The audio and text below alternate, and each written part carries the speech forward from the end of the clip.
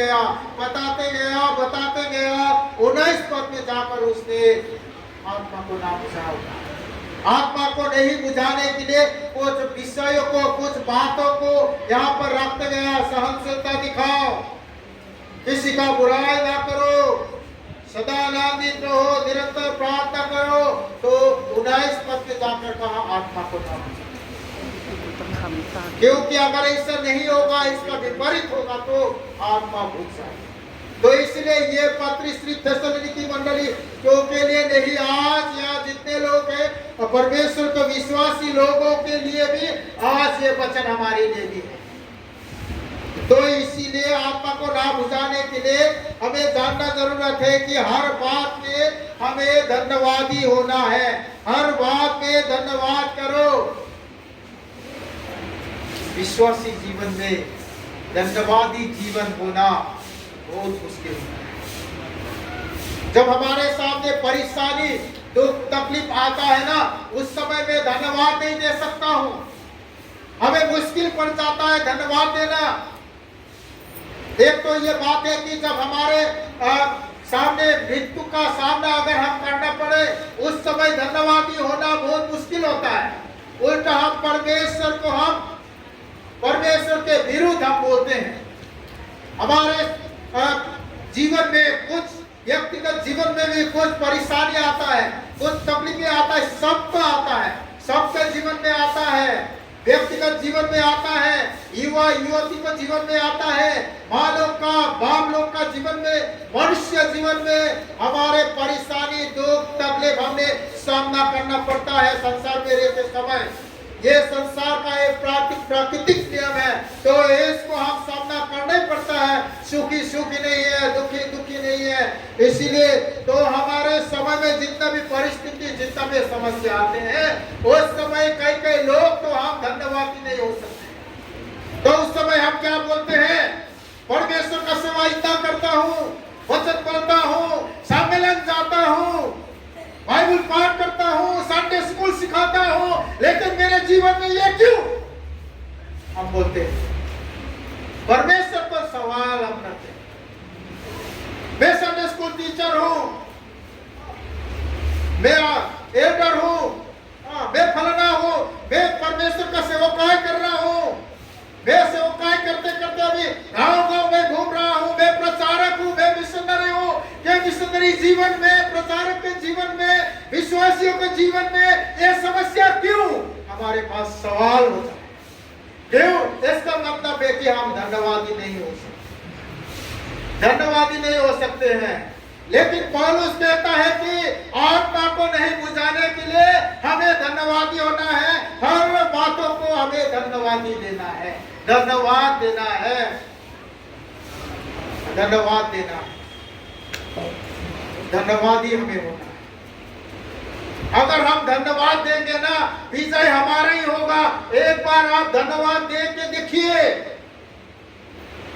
धन्यवाद करके देखिए, आपके मन में अजीब सा अनुभव होगा। आपका समस्या जब सामने आता है ना, उस समय प्रभु को आप धन्यवाद दीजिए, परमेश्वर को धन्यवाद दीजिए। हो सकता है वो समस्या भी आपका टल जाएगा। इसीलिए हम धन्यवादी जीवन हमें निभाना चाहिए, पूरा करना चाहिए। दुखित होने से कोई मतलब नहीं है, कोई कारण नहीं है। परमेश्वर का डांटने से कोई मतलब, उसको सवाल करने से कोई फर्क नहीं पड़ता।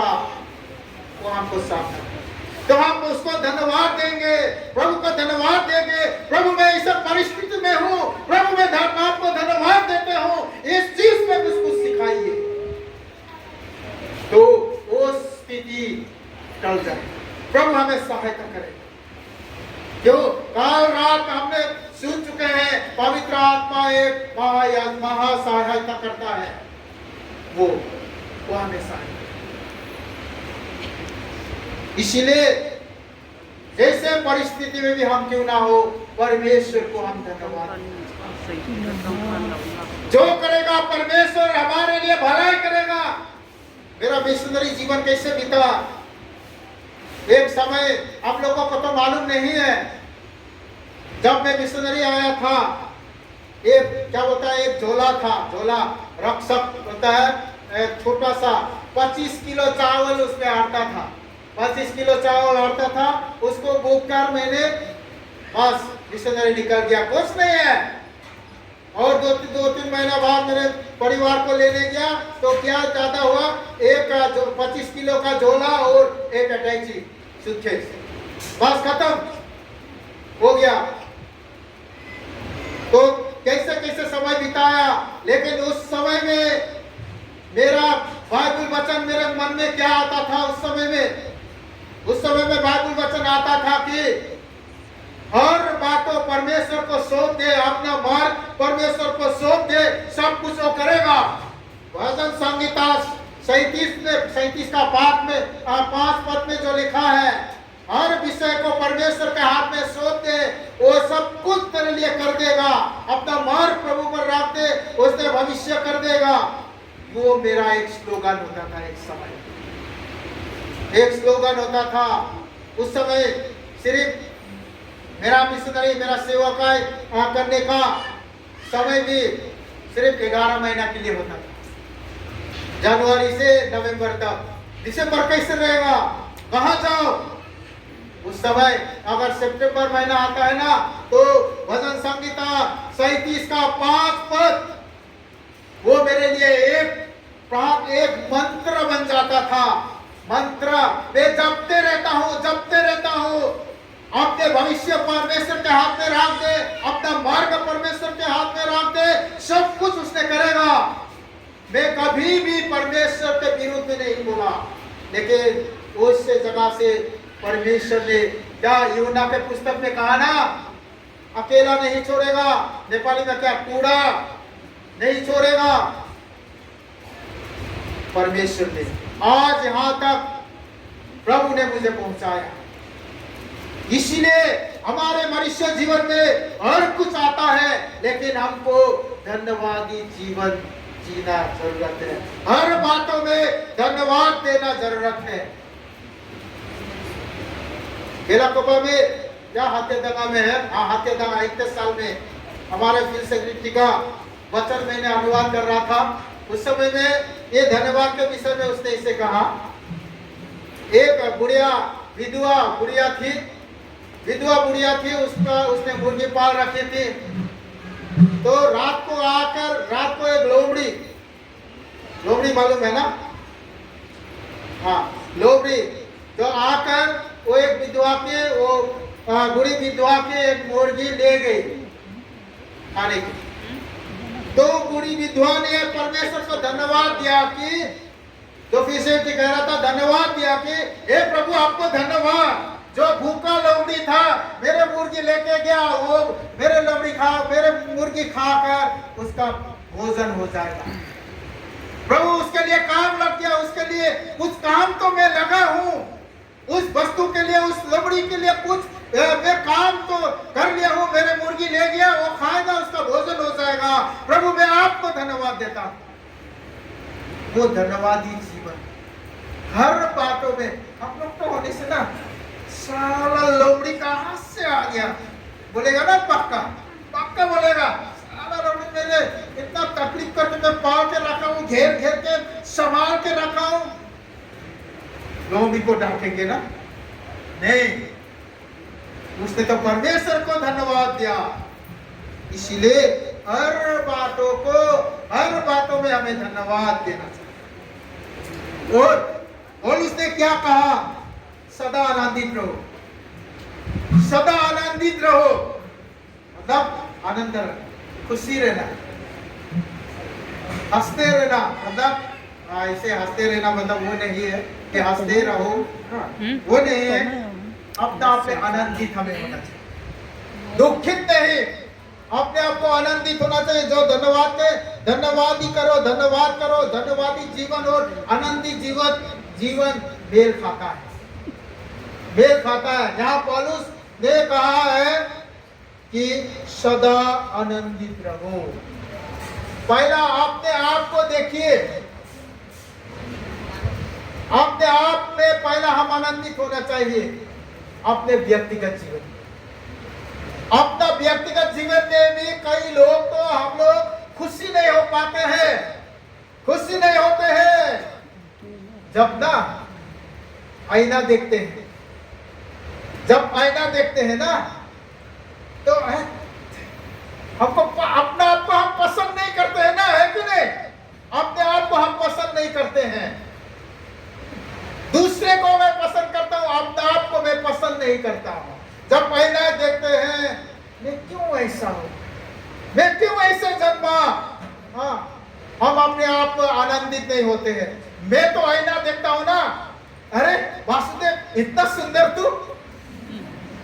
मैं अपना पक्का मैं ये सच करता हूं, आईना देखता हूं, मेरे को सब लोग बोलता है बोलता है सुंदर नहीं है वो। मेरे मिसेस को बोलता है मिसेस में ही चीज फूल हो बोले। तो इसी तरह से क्या वो मेरे मिसेस के लाग में नहीं हूं, नहीं हूं, लेकिन मैं पर में आईना जब देखता हूं ना, जब ऐसे करता हूं, जो ये चूर लगाता हूं, आईना देखता हूं, उस समय में देखता हूं, अरे वासुदेव तू कितना सुंदर है, पक्का बोलता हूं मैं। आप लोग तो नहीं बोलता है, आप तो बोलता है क्या हो गया, इधर क्या लग गया, इधर ये लग गया, अपने आप को संतुष्टि नहीं होते हैं। मैं कहता हूं प्रभु मैं आपको धन्यवाद देता हूं, मेरे को आपने विशेष रूप से आपने बनाया है। मैं बदसूरत क्यों ना हूं, मैं बदसूरत हूं, आप लोग सुंदर हैं। अगर मैं नहीं होता आप लोग सुंदर नहीं होता, मैं नहीं होता बदसूरत नहीं होता, सुंदर नहीं होता। इसीलिए पहला खुद अपना आप में हम संतुष्ट होना चाहिए, अपने आप में आनंदित होना चाहिए, अपने आप में खुश होना चाहिए। प्रभु ने मुझे विशेष रूप से बनाया, प्रभु मुझे अलग रूप से बनाया है। इसे सबसे पहले अपने आप को देखते हुए प्रभु को धन्यवाद देना चाहिए, अपने आप को देखते हुए परमेश्वर को धन्यवाद देना चाहिए। हाँ, जब तक मैं अपने आप में खुश नहीं हो पाऊंगा, दूसरे के लिए खुश होने तो दूर की बात है। पहला मैं अपने आप में अपने जीवन में मैं संतुष्ट होऊंगा, तब दूसरों के लिए भी मैं आनंदित हो पाऊंगा। नहीं तो मैं जैसा हूं वैसे ही दूसरे को भी हम देखेंगे, नहीं तो नहीं। इसलिए सबसे जरूरत है कि खुद अपने आप आनंदित हो सीखना, परमेश्वर को धन्यवाद देना। आप लोग करके देखिए, जरूर आपका मन में खुशी आएगा, जरूर आएगा। परमेश्वर आपको आशीष करेगा, ये पवित्र आत्मा जरूर आपके जीवन में काम करेगा। अपने आप में हम आनंदित होना चाहिए, हर बातों में सदा आनंदित, आत्मा ना बुझाने के लिए विशेष एकदम। और कल मैं बोला था मोमबत्ती से सीखेंगे, कब बोलेगा मोमबत्ती बोल रहा ना, अब शुरू करो। हम निरंतर प्रार्थना में लगे रहो। पौलुस ने थेसलोनिकी के पुस्तक में यहाँ पर 5:17 में निरंतर प्रार्थना में लगे रहो। आत्मा को ना बुझाने के लिए निरंतर प्रार्थना में लगे रहो। हमारा जीवन प्रार्थना का जीवन होना चाहिए, हमारा जीवन प्रार्थना का जीवन। आने वाले महाका सम्मेलन में प्रार्थना का जीवन हमारा विषय है। ये विषय से मिलता जुलता विषय हो सकता है। उस समय में बोला, पवित्र आत्मा हमारे प्रोपास्टर के मन में बोल दिया, ये मिलता जुलता वचन अगले साल भी हम सुनेंगे। निरंतर प्रार्थना में लगे रहो। मोमबत्ती है ना, मोमबत्ती मैंने तो नहीं लाया। मोमबत्ती जलने के लिए हवा चाहिए, जो ऑक्सीजन। मोमबत्ती जलने के लिए हवा चाहिए। इधर में मोमबत्ती अगर लगाएंगे, ऑक्सीजन नहीं होगा, नहीं जलेगा, निभ जाएगा। अगर जलाकर एक डब्बा आगे ढाक दीजिए, वो निभ जाएगा। क्यों? उसमें हवा नहीं है, ऑक्सीजन नहीं है। जलने के लिए ऑक्सीजन चाहिए। मोमबत्ती जलने के लिए मोमबत्ती है, मोम है, और फीता भी लगाया हुआ है। और माचिस से उसको जलाया है, लेकिन जलने के लिए ऑक्सीजन चाहिए। जलाने वाला तो है, किसी ने जला रहा है, लेकिन जलने के लिए ऑक्सीजन चाहिए। इसीलिए जो हमारा आत्मा का बत्ती जलाने के लिए निरंतर हमें प्रार्थना करना चाहिए। ये आत्मा का दीप जलाने के लिए, ये आत्मा का बत्ती जलाने के लिए सदा हम निरंतर प्रार्थना करना चाहिए। अगर हमारे जीवन में प्रार्थना का जीवन होगा तो ये पवित्र आत्मा जो है वो नहीं बुझेगा। इसीलिए जो ऑक्सीजन चाहिए ना, प्रार्थना का ऑक्सीजन हमें चाहिए, ये आत्मा का बत्ती जलाने, आत्मा का बत्ती जलाने के लिए प्रार्थना का ऑक्सीजन सदा। इसलिए पौलुस ने यहाँ पर बता रहा है कि निरंतर प्रार्थना में लगे रहो। कहने का मतलब 24 घंटा में प्रार्थना करूंगा वो नहीं, लेकिन हमारा मन प्रार्थना का मन होना चाहिए, हमारा जीवन प्रार्थना का जीवन होना चाहिए। अगर पत्ती टिपते समय में प्रभु मैं पत्ती टिप सक रहा हूं, प्रभु आपको धन्यवाद। ये पत्ती टिपने के लिए भी ना ताकत चाहिए, शक्ति चाहिए। वो भी एक धन्यवाद का जीवन है, वो भी प्रार्थना का जीवन है। अभी मैं यहाँ पर वचन बोल रहा हूँ, यहाँ पर भी पवित्र आत्मा का अगुवाई चाहिए। प्रभु मैं आपको धन्यवाद मुझे भी कहना चाहिए हर वक्त। अगर हम प्रार्थना धन्यवाद करने के लिए खोजेंगे ना, हमें मिलते रहेगा, मिलते रहेगा। विषय नहीं चाहिए, अपना विषय आएगा। अगर आप खोजते जाएंगे तो विषय आते रहेंगे। रात भर भी अपना चाय बगान में भी टिकते समय प्रार्थना कर सकते। क्यों? आत्मा का बत्ती जलाने के लिए, आत्मा के ऑक्सीजन के लिए हमें आत्मा का प्रार्थना होनी चाहिए। नहीं तो यह आत्मा जो है वो बुझ जाए। प्रार्थना बिना वो बत्ती नहीं जल सकता, वो बुझ जाए। ऑक्सीजन बिना बत्ती नहीं जल सकता, प्रार्थना बिना वो आत्मा का बत्ती नहीं जल सकता, वो निभ जाए। इसलिए हमें प्रार्थना करना चाहिए, प्रार्थना का जीवन हमें जीना चाहिए। प्रार्थना करने से पवित्र आत्मा भी आता है। पेंतिकोस्त के दिन को हम देखते हैं। पेंतिकोस्त के दिन प्रेरित के पुस्तक 2 अध्याय को अगर पढ़ेंगे, यीशु के चेले लोग एक कोठा में प्रार्थना कर रहे थे। जो पवित्र आत्मा के वादा प्रभु यीशु ख्रिस्त ने किया था, मकेदोनिया के मत छोड़ो, जब तक पिता की आज्ञा पूरा ना हो तब तक मकेदोनिया मत छोड़ो। तो उसका इंतजार करके उन लोग थे, प्रार्थना कर रहे थे।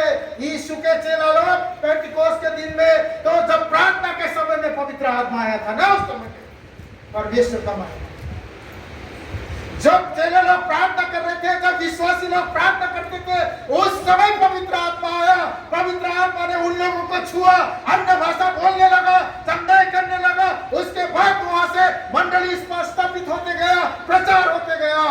कहां से शुरू हुआ? प्रार्थना से ना। वहां लोग प्रार्थना कर रहे थे, उस समय में प्रार्थना करते समय पवित्र आत्मा आया। पवित्र आत्मा आया, पवित्र आत्मा का बत्ती जल गया उस समय। पवित्र आत्मा का बत्ती कैसे जला? प्रार्थना के द्वारा ना। उस समय प्रार्थना के द्वारा। बाइबल में हम कहते हैं, बाइबल हमें प्रमाण करता है। इसलिए अगर हमको भी आत्मा जो बुझा हुआ है, आज किसी का आत्मा, आपका आत्मा बुझा हुआ है, प्रार्थना करिए, आत्मा का बत्ती खुद जल जाएगा, खुद जल जाएगा। क्यों? प्रार्थना के समय में पवित्र आत्मा आया। बाइबल में हम पाते हैं।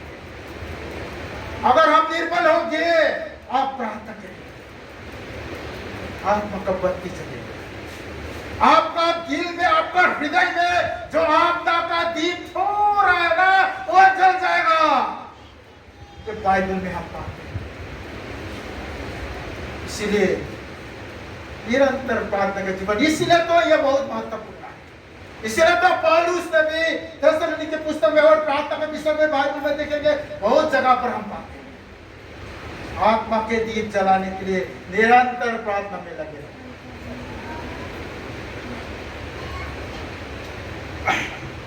मोमबत्ती तो है ना, मोमबत्ती तो है। ये कलम में दिखा रहा हूं, ये कलम है, मोमबत्ती नहीं है। मोमबत्ती तो है, एक मोमबत्ती समझिए, मोमबत्ती है, ये मोम है, ये पूरा मोम है, ये फीता है, मोमबत्ती तो है, लेकिन जलाने वाला नहीं, जलाने वाला नहीं है। इसमें आकर किसी ने माचिस लगाना पड़ेगा ना, जलाने वाला नहीं है। आज हमारे विश्वासी जीवन में भी मोम तो है, बत्ती फीता भी है, लेकिन निभा हुआ है, बुझा हुआ है, उसको जलाने की वैसा जीवन भी आता है ना। सिर्फ विश्वासी जीवन में नहीं, मिशनरी जीवन में, सेवकों के जीवन में, ऐसे आत्मा में कमजोर का जीवन भी आता है। एक समय हम आत्मा से कभी कभी तो हम दूर भी हो जाते हैं। ऐसे परिस्थिति इस संसार में आता है, इस संसार में हम हैं। ऐसे जीवन आत्मा में कमजोर, हम बोलते हैं ना आजकल तो मैं आत्मा में बहुत कमजोर हूँ, क्या उसमें हम सीमित है? हाँ, मोमबत्ती जलाने वाला चाहिए, मोम है, फीता है, लेकिन माचिस लगाने वाला चाहिए। अगर हमारे सदस्य में विश्वासी जीवन में कभी कभी आत्मिक रूप में हम कमजोर हो जाता है, सिर्फ विश्वासी नहीं, मिशनरी लोग भी है, प्रचारक लोग भी है, पास्टर लोग भी है, सब लोग है, जो विश्वासी है, कभी कभी हम आत्मा में कमजोर हो जाते हैं। उस समय हमें क्या करना पड़ता है? प्रभु के समीप हमें जाने पड़ता है, प्रभु के निकट हमें जाने पड़ता है, तो प्रभु आत्मा का दीप जला दे। हालेलुया! प्रभु आत्मा का दीप हमें जला। प्रभु का समीप, भजन संग्रह 73:28 में हम पाए, प्रभु का समीप, प्रभु का निकट चला चाहिए, उसने माचिस लगा देगा। नहीं तो मोम तो है, फीता भी है, बुझा हुआ है, नहीं जलेगा। अगर प्रभु का समीप हम जाएंगे, प्रभु का निकट आ जाएंगे, परमेश्वर ने हमें माचिस लगा देगा, आत्मा का दीप जल जाएगा। जांच के देखिए, अपने आप को कभी कमजोर मानते हैं, जांच के देखिए। और परमेश्वर ने चलाया हुआ व्यक्ति लोग भी है, आज हमारे अगुआ लोग है, पास्टर लोग है, उन लोगों के पास चाहिए। मैं आत्मा में कमजोर हूँ पास्टर भाव, मुझे प्रार्थना की जरूरत है, मेरे हाथ में सिर में हाथ रखिए, मुझे प्रार्थना कर दीजिए, कहिए, उसके द्वारा भी आत्मा का दीप चल सकता है। क्यों यरूशलेम के सम्मेलन में क्यों एल्डर लोग चुना है, क्यों अभिषेक लोग है? आज नियम, पुराने नियम देखेंगे तो मूसा को परमेश्वर ने क्यों बुलाया, एलिया को क्यों बुलाया, एक को क्यों अभिषेक किया, आत्मा लोगों को क्यों? अपने जनों को रक्षा करने के लिए, आत्मिक रूप में बढ़ाने के लिए, आत्मिक रूप में देखरेख करने के लिए। वो आज भी है, हमारा मंडली देखरेख करने के लिए, सदस्य को आत्मिक रूप में कमजोरी में जागरूक करने के लिए, पास्टर लोग, एल्डर लोग, वो मिशनरी लोग, धर्मगुरु लोग हमारे सामने है। अगर हम अपने आप को कमजोरी ठानते हैं, उसके सामने भी जाइए, बताइए, प्रार्थना करने मांगिए, जरूर आपको परमेश्वर आशीष देगा। जो निभा हुआ बत्ती है, आत्मा का मोमबत्ती फीता है, निभा हुआ है, जरूर वो आत्मा का दीप जलेगा। क्यों? परमेश्वर ने नियुक्त किया है, इसीलिए। नहीं तो नहीं जलेगा। कभी कभी विश्वासी जीवन में होता है वैसा, सत्य जीवन में, लेकिन हमें जानना चाहिए, इसलिए जलाने वाला। और मोमबत्ती को देखो, मोमबत्ती तो जलते रहता है ना, जब जलता है ना, मोमबत्ती बुझाने के लिए ज्यादा हवा नहीं चाहिए, थोड़ा हवा आने से भी, कर देने से भी दीप जाएगा। पवित्र आत्मा भी उसी तरह का है, पवित्र आत्मा भी उसी तरह का है। ज्यादा आधी तूफान नहीं चाहिए मोमबत्ती निभाने के लिए, थोड़ा हवा हाथ से इसे करिए, निभ जाएगा। पवित्र आत्मा भी उससे, पवित्र आत्मा नम्र है, पवित्र आत्मा नम्र है, वो शोकित हो सकता है, वो दुखित हो सकता है, भी बोला गर्म पानी में मछली नहीं रहता है, ठंडा पानी में अच्छा उसका सही जगह होना चाहिए, नहीं तो मर जाए। पवित्र आत्मा खुश होता है, जल्दी दिख जाता है, मोमबत्ती जैसे जल्दी दुखित होता है। इसीलिए मोमबत्ती नहीं बुझने के लिए हमें क्या करता है, जब बत्ती जलाते हैं ना, टेबल में मोमबत्ती रखते हैं, जब हवा आता है क्या करते हैं, इसे छेकते हैं ना, ऐसे हाथ लगाते हैं, ऐसे करते हैं ना, मोमबत्ती को बचाने के लिए ऐसे करते हैं ना, हम कुछ ऐसे ढकते हैं, कुछ छेड़ते हैं उसको, हवा ना लागे।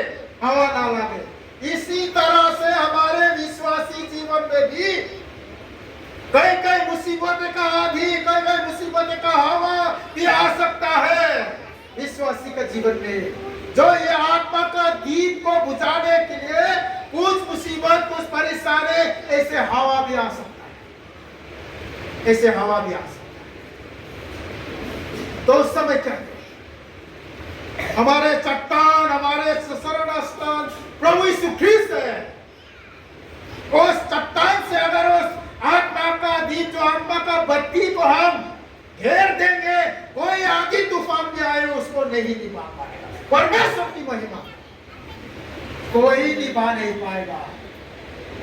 हाँ, विश्वासी जीवन में तकलीफें आते हैं, परेशानी आती है, मुश्किलें भी आते हैं, दुख भी होता है, ज्यादातर किसी का तो परेशान तकलीफ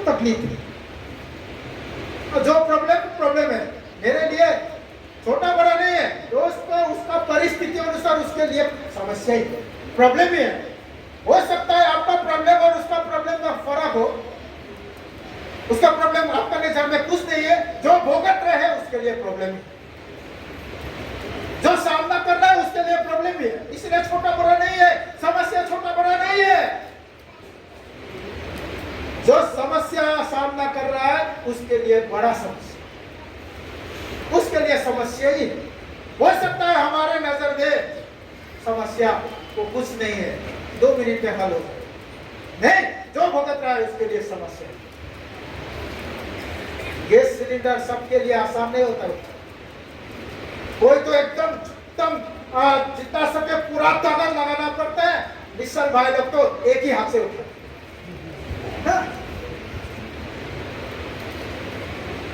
ऐसे तो समस्या हो, जो परिस्थिति हो, तो उस समय जो समस्या का हवा, वो जो समस्या का, मुसीबत का हवा जो आता है, आत्मा का बत्ती निभाना कोशिश करता है। मोमबत्ती को नहीं निभाने के लिए हम हाथ से ऐसे कुछ किताब लेकर ऐसे हम घेरते, उसी तरह से हमारे विश्वासी जीवन में वो समस्या आए, वो प्रॉब्लम आए, जैसे भी परिस्थिति क्यों ना हो, आज हमारे चट्टान प्रभु यीशु ख्रीस्त, हमारे शरण स्थान प्रभु यीशु ख्रीस्त, वो चट्टान ने अगर हमको घेरेगा ना, वो आत्मा का बत्ती कभी नहीं बुझेगा। इसलिए कोई आत्मा का बत्ती बुझाने के लिए हमारे विश्वासी जीवन में हवा आ रहा है, कोई हम परीक्षा सामना कर रहे हैं, अभी कोई हमारे मानव के जीवन में परीक्षा सामना कर रहे हैं, अगर है तो उस प्रभु हमारे चट्टान है, उसके समीप जाइए, उसने हमें उसके बदल में हमें रख लेगा, उस आदि उस समस्या को उसने घेर लेगा, पार होने नहीं। आत्मा का बत्ती दिया जलते रहे, वो हमारा शरण स्थान। और एक आत्मा ना बुझाने के लिए हमको बाइबल सब नहीं पढ़ सकते, मैं जानता हूं, लेकिन वचन तो हम सुन सकते हैं ना, वचन सुन सकते हैं, चर्च जा सकते हैं, सम्मेलन जा सकते हैं, पढ़ सकने वाला पढ़ भी सकते हैं। प्रार्थना क्या है? प्रार्थना द्वारा हम प्रभु से बात करते हैं, बाइबल वचन द्वारा, इस वचन द्वारा, पास्टरों के वचन द्वारा, चर्च में जो हम वचन बोलते हैं, बाइबल पढ़ के जो वचन पढ़ते हैं बाइबल में, वो सब द्वारा प्रभु हमसे बात अगर हम सिर्फ प्रार्थना करते रहेंगे, चर्च नहीं जाएंगे, बाइबल नहीं पढ़ेंगे, हम प्रार्थना में प्रभु मुझे चंगाई चाहिए, प्रभु मुझे फलाना चाहिए, प्रभु मुझे एग्जाम में पास होना चाहिए, प्रभु मुझे ये चाहिए। अब प्रभु मैं सिर्फ मांग रहा हूँ, सिर्फ प्रार्थना कर रहा हूँ। अगर धन्यवादी जीवन जीते भी, प्रभु आपको धन्यवाद, मेरे को गाड़ी मिला, प्रभु मेरे घर बना, प्रभु धन्यवाद। सिर्फ हम प्रार्थना करते रहेंगे, चर्च नहीं जाएंगे, सम्मेलन नहीं जाएंगे, बाइबल नहीं पढ़ेंगे, सिर्फ प्रभु को हम बताते रहेंगे, प्रभु तो थैंक यू कैसे बोलेंगे? प्रभु थैंक यू कैसे बोले? आप आपको प्रभु को धन्यवाद दे रहा है, प्रभु धन्यवाद, मैं नया घर बनाया हूं, तो प्रभु कैसे आपको थैंक यू बोले? किसी ने धन्यवाद बोला तो हम थैंक यू बोलते हैं ना, वेलकम बोलते हैं ना, तो कैसे हम उत्तर देंगे? परमेश्वर कैसे हमें उत्तर देगा? सिर्फ हम प्रार्थना करते हैं तो एक ही रास्ता, सिर्फ मैं बताते जा रहा हूं, बोलते जा रहा हूं, और उसका आवाज भी सुनना है, उसका आवाज भी सुनना है। परमेश्वर ने हजूर बोलना चाहिए, हे प्रभु बोले, प्रभु हे प्रभु हजूर, हाँ परमेश्वर बोलना चाहता है। लेकिन बाइबल ही नहीं पढ़ेंगे, चर्च में नहीं जाएंगे, वचन ही नहीं सुनेंगे। मेरे घर में मैं प्रार्थना किया, आज मैं घर में ही प्रार्थना कर लिया। जो बैकस्लाइड लोग होता है ना, बैकस्लाइड लोग भी यही होता है, बैकस्लाइड लोग भी यही बोलता है, ये फलाना धमकाना क्या क्या बहाना बनाते हैं, बोलते हैं मैं घर में ही प्रार्थना करता हूं, घर में ही प्रार्थना, तो प्रभु को बताते रहे। लेकिन रिजल्ट का इतना प्रार्थना किया, इतना प्रार्थना किया, कोई प्रभु कुछ नहीं उत्तर आ रहा। अरे उत्तर आने के लिए मैं बाइबल ही नहीं पढ़ता हूं तो कहां से आएगा? वचन सुनने के लिए चर्च नहीं जाता हूं तो कहां से आएगा? ये बाइबल द्वारा, वचन द्वारा, सम्मेलन द्वारा, चर्च जाके प्रभु बोलता है, प्रभु बोलता है। इसीलिए तो पुराने नियम में भी मूसा लोग, एलिया लोग और भविष्य वक्ताओं को परमेश्वर ने बुलाया, और परमेश्वर ने क्या बताता था कि मूसा को जा तू अपने लोगों को ये बता। जो मैसेज परमेश्वर से मूसा के पास आता था, मूसा ने और लोगों को भेज देता। इसीलिए उसी तरह आज भी है, सिर्फ मूसा का समय नहीं, आज भी है। इसीलिए तो हमको संगति करना पड़ता है, इसीलिए तो हमको सम्मेलन जाना पड़ता है, इसलिए हमें बाइबल पढ़ना पड़ता है, इसलिए हमें वचन सुनना पड़ता है। उस द्वारा परमेश्वर हमसे बात करता है। इसका मतलब है हमें प्रार्थना भी करना चाहिए, और परमेश्वर का और प्रार्थना का रिप्लाई ना व्हाट्सएप मैसेज करते हैं, व्हाट्सएप मैसेज करते हैं ना, ऑनलाइन दिखाई दे रहा है लेकिन रिप्लाई नहीं आ रहा, से कितना गुस्सा होता है ना। 1 घंटा 1.5 घंटा सीन ही नहीं हो रहा है, ऑनलाइन है, अरे किससे चेक कर रहा है ये, किससे चेक कर रहा है? ऑनलाइन तो है, आपको तो तुरंत चाहिए रिप्लाई ना, तुरंत। इसी तरह से परमेश्वर तुरंत रिप्लाई देना चाहिए। लेकिन हम तो ऑनलाइन है, हम ऑनलाइन है, हमारा व्हाट्सएप ऑनलाइन है, बताते जा रहे हैं, बताते जा रहे हैं, टेक्स्ट इस टेक्स्ट से हम टेक्स्ट करते जा रहे हैं, लेकिन उधर से क्या रिप्लाई आ रहा है? कुछ रिप्लाई नहीं भेजता है। कैसे भेजेगा? रिप्लाई के लिए हम खुला नहीं, द्वार नहीं खुला है, बाइबल नहीं पढ़ते, वचन नहीं सुनते हैं, चर्च नहीं जाते, सम्मेलन नहीं जाते हैं, बहाना बनाते हैं। हाँ, इसलिए प्रार्थना जितना जरूरत है ना, उतना ही वचन का भी चाहिए। वचन द्वारा परमेश्वर हमारा प्रार्थना का उत्तर, परमेश्वर के समीप जाना, परमेश्वर के निकट जाना, वो परमेश्वर हमारा सर्वस्थान है। उसी तरह से और आत्मा के अनुसार चलना, आत्मा के अनुसार चलना। कोई सो रहा था जागने की, और अगले साल सम्मेलन बहुत दूर है, कोई बात नहीं ना, समय भी बहुत है। अगर परेशान है तो उठ के खड़ा हो जाए, कोई बात नहीं, हाँ थोड़ा रिलैक्स भी करिए, कोई बात नहीं। कोई नींद में थे अभी जागते, हाँ, उन लोग के लिए फिर वचन बोलते। तो आत्मा में रहो, आत्मा में रहो। छठा में खत्म होने वाला हो गया। आत्मा में रहो, हमें आत्मा के अनुसार चलना है। गलाती के 5:16 में क्या बताता है? पर मैं कहता हूं आत्मा के अनुसार चलो तो तुम शरीर की लालसा की किसी रीति से पूरी ना करोगे। अगर पवित्र आत्मा के अगुवाई में अगर हम चलते हैं ना, उस समय शरीर की जो इच्छा है, शरीर की लालसा है, वो सब हम पूरा नहीं करेंगे। हमको अगुवाई करने वाला पवित्र आत्मा है। क्यों? कल हम विश्वास वचन में सुने थे पवित्र आत्मा का काम क्या? पवित्र आत्मा हमें अपने आप को ज्ञान करता है, हमको प्रकाश करता है, सही गलत निर्णय करने का हमको सहायता करता है। तो आत्मा में अगर हम रहेंगे ना, सही जगह हम पहुंचेंगे। अगर आत्मा में नहीं रहेंगे ना, हम भटक जाएंगे। अभी दार्जिलिंग जाने के लिए दार्जिलिंग के गाड़ी में बैठना चाहिए। अगर दार्जिलिंग के गाड़ी में नहीं बैठेंगे तो कलकत्ता के गाड़ी या दूसरा ट्रेन या दूसरा खरसेग या कालीपुर में बैठेंगे तो दूसरे जगह चले जाएंगे।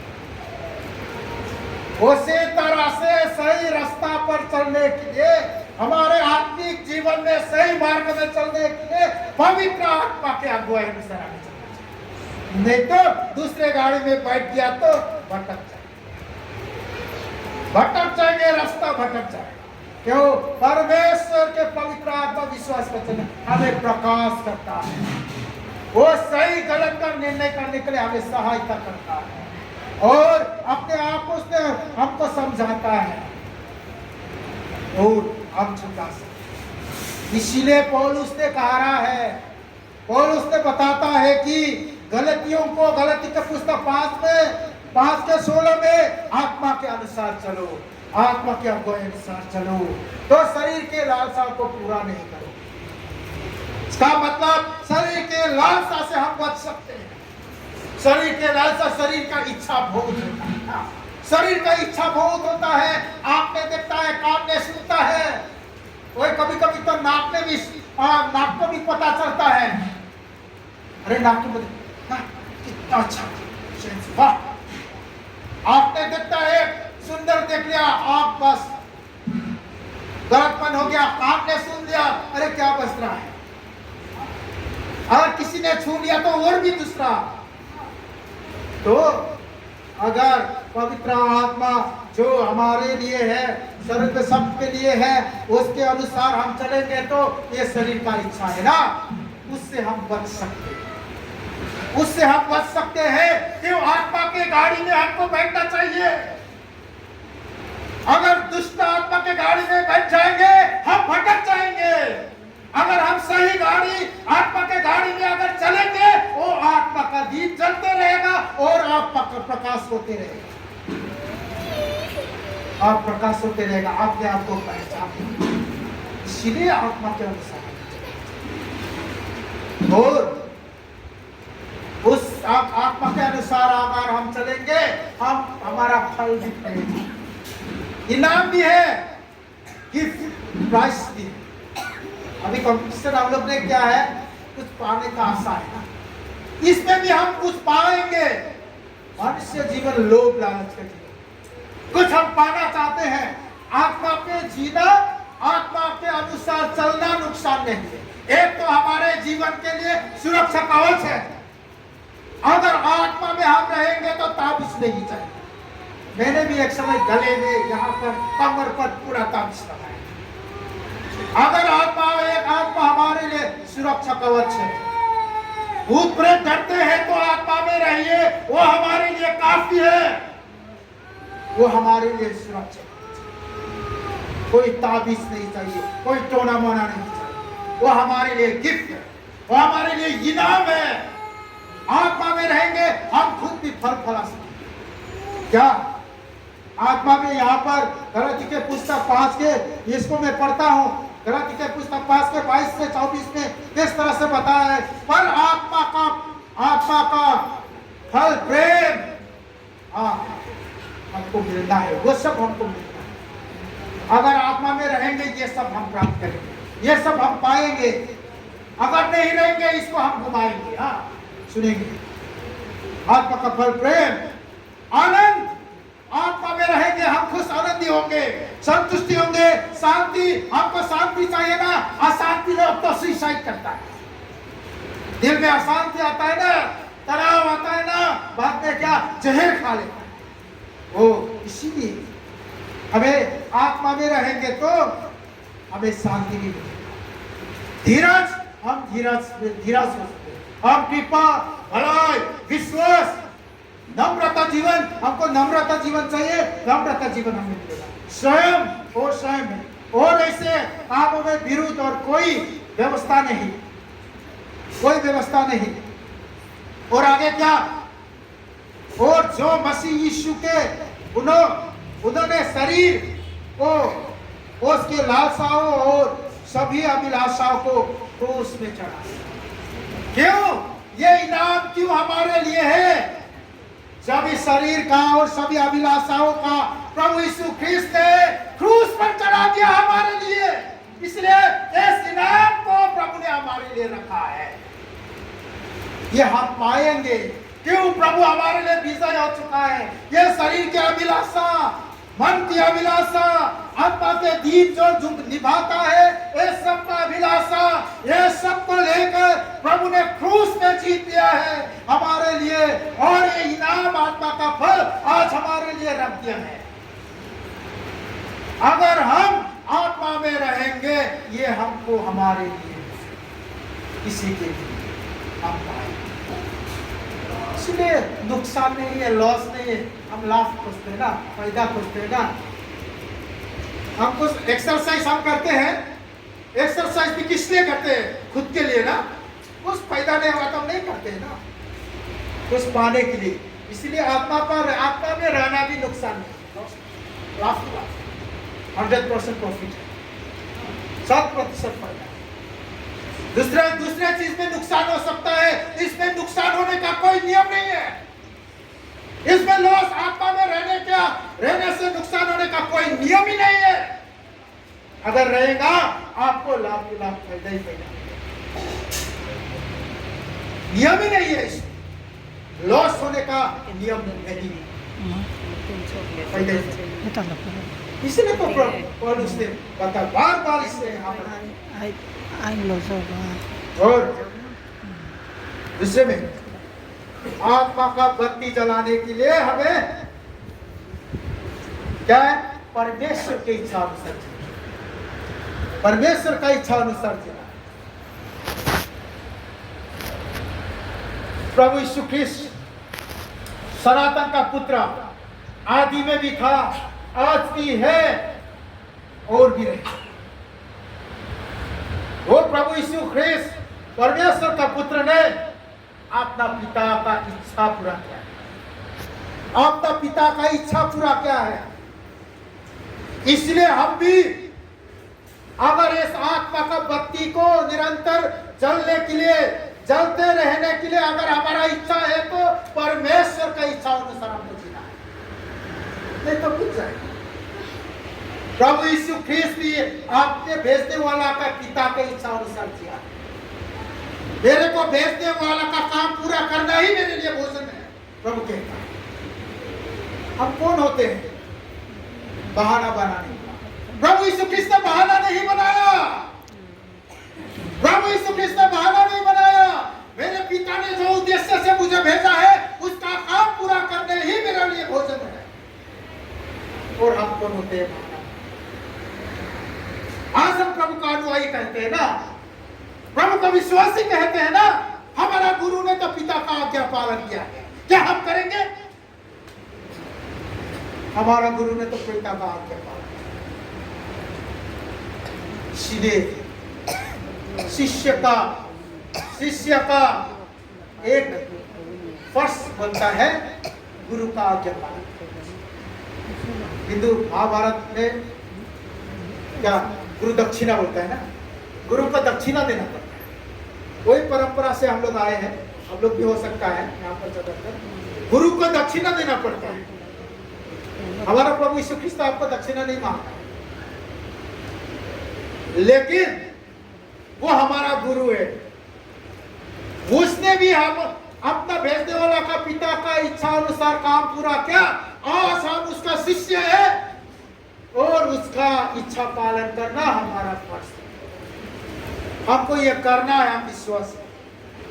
और प्रभु यीशु ख्रिस्त का काम को पूरा करना, निरंतर करना, क्या प्रभु यीशु ख्रिस्त ने सिखाता था, आज भी हमको सिखाना, दूसरों को सिखाना है। जो आपने पाया है दूसरों को देना है। प्रभु यीशु ख्रिस्त ने प्रीचिंग करता है, टीचिंग करता है, हीलिंग करता है प्रभु यीशु ख्रिस्त ने।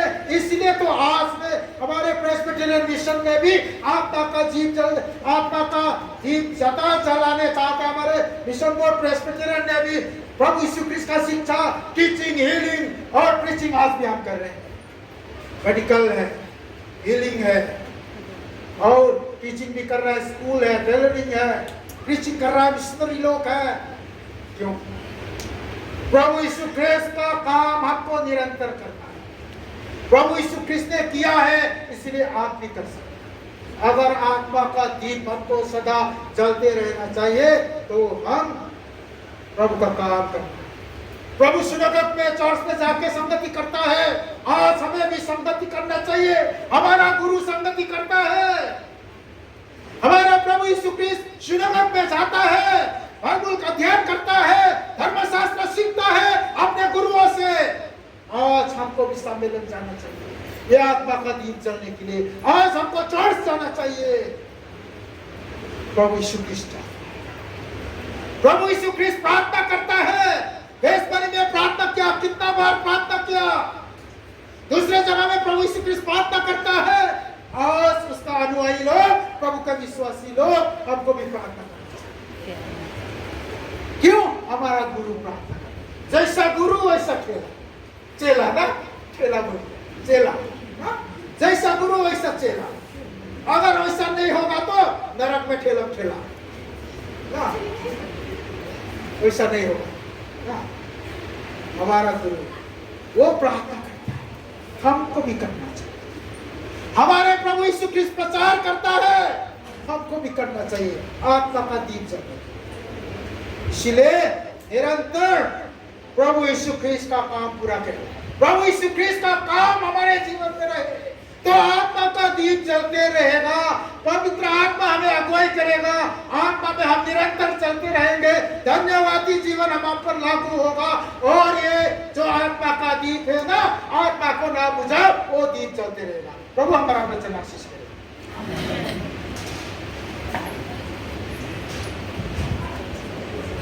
Việt Nam một số danh dự, chứ là trên con nhỏ thôi mà.